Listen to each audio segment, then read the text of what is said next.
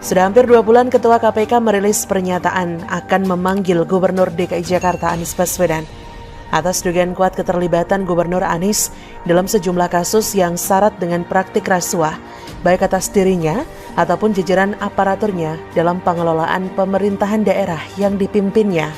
Dari kasus penyalahgunaan jabatan dan penggunaan anggaran yang tidak efisien dilakukan Anies, masalahnya sudah sangat terang benderang, hal tersebut diketahui masyarakat secara luas. Namun sampai detik ini kita hanya mendengar berita yang terus diulang-ulang seperti kaset kusut tanpa ada satu kasus pun yang diproses atau berjalan sampai detik ini. Adapun dengan KPK, sebuah pertanyaan besar yang mau tidak mau harus dijawab oleh KPK, baik sebagai institusi maupun oleh Firly sebagai seseorang yang jadi pimpinannya. Mustahil jika sikap melempem yang diperlihatkan KPK selama ini karena berdasarkan alasan KPK yang belum mempunyai cukup bukti.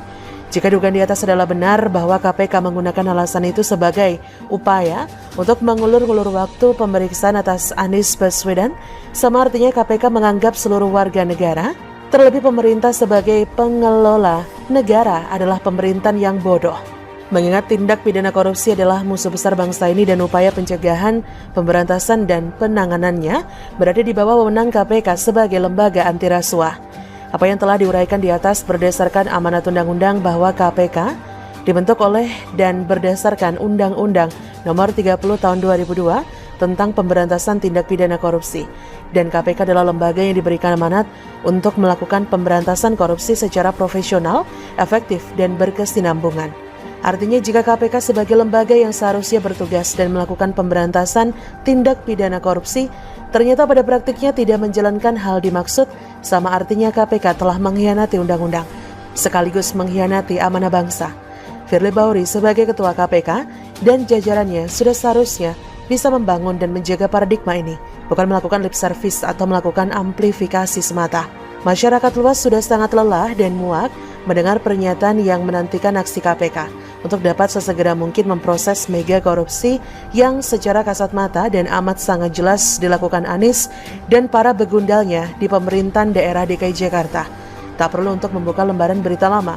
Ambil saja contoh kasus yang terdekat, seperti misal pada kasus pengadaan tanah di Munjul Cipayung, di mana negara dirugikan sebesar 152 miliar. Kelebihan bayar alat pemadam kebakaran hingga 6,52 miliar. Kelebihan bayar subsidi terhadap PT Transportasi Jakarta tahun anggaran 2018 dan 2019. Nilai lebih bayar sebesar 415 juta lebih. Gagal membebaskan 118 bidang lahan untuk normalisasi sungai senilai 160 miliar rupiah pada APBD perubahan 2019 dan ironis najisnya pada Desember 2019 dan Februari 2020 Gubernur malah mencairkan anggaran komitmen fee Formula E sebesar 560 miliar rupiah. Masih ada banyak kasus yang lain lagi dan sampai saat ini belum ada satupun yang diproses, apalagi bicara kasus yang sudah diselesaikan secara tuntas oleh KPK. Pertanyaannya sekarang, apalagi yang ditunggu Firly and the Gang? Masihkah KPK sebagai konstitusi anti rasuah menunggu sampai lebaran kuda? Apakah sebetulnya Firly hanyalah ayam sayur yang ketakutan dibuat opor oleh kekuatan gerombolan para koruptor? Dalam arti bahwa gerombolan para maling itu sudah pegang kartu siapa Firly dan para begundal sebenarnya. Tidakkah para pemimpin di KPK menyadari bahwa apa yang dilakukannya adalah sebuah pengkhianatan kepada bangsa dan negara ini? Jadi jangan salahkan kalau sikap KPK yang tengah mengalami impotensi seperti saat ini melahirkan prasangka liar masyarakat yang awalnya banyak berharap KPK di tangan Firly akan memiliki taring runcing dan tajam dan siap mengunyah para penjara. Ternyata hanya membuat masyarakat menjadi kecewa dan marah. KPK yang diharapkan menjadi pionir dalam pemberantasan korupsi setelah berhasil membersihkan para begundal sundal yang sudah bercokol selama ini, tidak menjadikan KPK lebih baik dibanding ketika KPK dikuasai para pengasong khilafah dan Taliban. Sikap ambigu para elit KPK inilah yang cepat atau lambat akan membuat akumulasi kekecewaan dan hilangnya kepercayaan publik atas upaya penegakan supremasi hukum yang pada akhirnya akan melahirkan praktik korupsi lebih masif di negeri ini.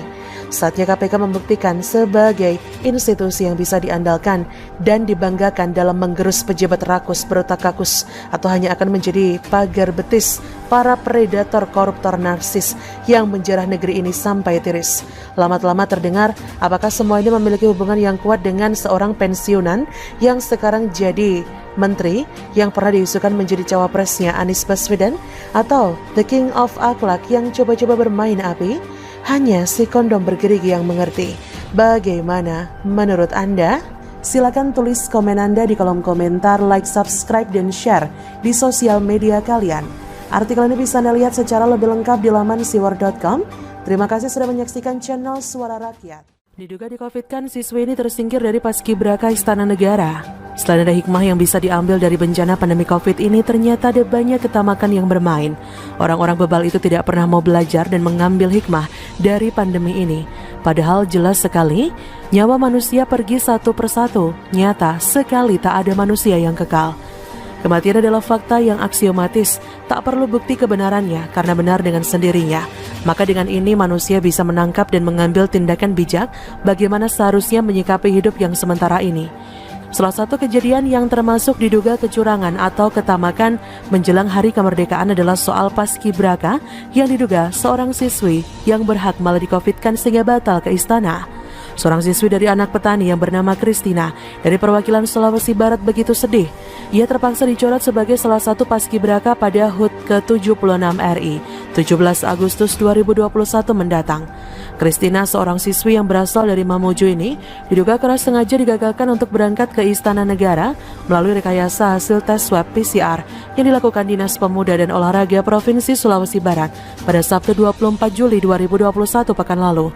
Jika ini terbukti ada kecurangan, sungguh bobrok orang-orang itu. Anak-anak yang seharusnya diajarkan kejujuran malah diperlihatkan tindakan curang. Itulah kenapa kasus korupsi tak pernah bisa redup. Dari tindakan-tindakan curang seperti itu akan menjadi virus yang berbahaya. Penularannya akan lama menetap di dalam benak manusia, lebih berbahaya dari virus COVID ini, dan terbawa hingga sampai seumur hidup. Amat sangat berbahaya, bahkan hal itu bisa merobohkan bangunan kemajuan bangsa ini. Karena perilaku itu bisa menjadi celah negara dijajah kembali. Ingat, negara mudah dijajah karena banyaknya pengkhianat dan pelaku curang dalam birokrasi. Christina mengeluhkan keanehan peristiwa ini. Jiwanya bisa tersiksa. Bagaimana tidak ketika ia sudah mengikuti seleksi dan ujian berat dalam proses perekrutan Paskibraka, tiba-tiba di-Covid-kan agar tidak jadi berangkat ke istana. Maka sungguh remuk sesak mentalnya. Semoga Christina tetap tabah sambil memperjuangkan hak-haknya. Mari kita doakan Christina, wahai para pembaca. Semoga kasus ini segera terbuka dengan sangat jelas. Amin. Christina bukan anak pejabat tinggi, ia hanya anak petani miskin asal dusun Lemba-Lemba, Desa Salutabang, Kecamatan Bambang, Kabupaten Mamasa, Provinsi Sulbar. Tentu suatu kebanggaan yang sangat luar biasa jika bisa lolos dan hadir di Istana Negara, dan itu bentuk penghikmatan yang bisa Christina berikan pada negara.